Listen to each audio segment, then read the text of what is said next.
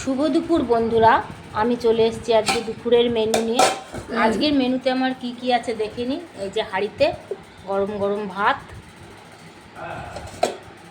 এর সঙ্গে আছে লেবু, এই যে লেবু কাটা লেবু, আর এটা হচ্ছে কাঁঠাল বীজের ভর্তা।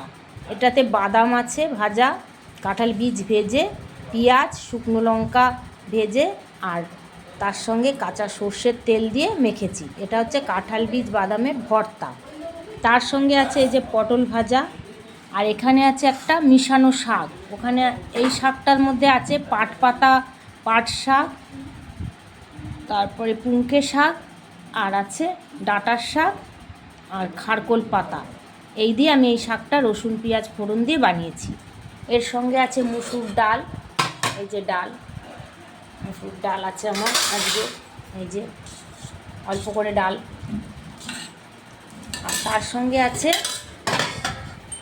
দই, দই দিয়ে ডিম আলুর ডালনা, দই দিয়ে ডিম আলুর ডালনা, এই যে দেখেছেন বন্ধুরা, ডিম আলুর ডালনা।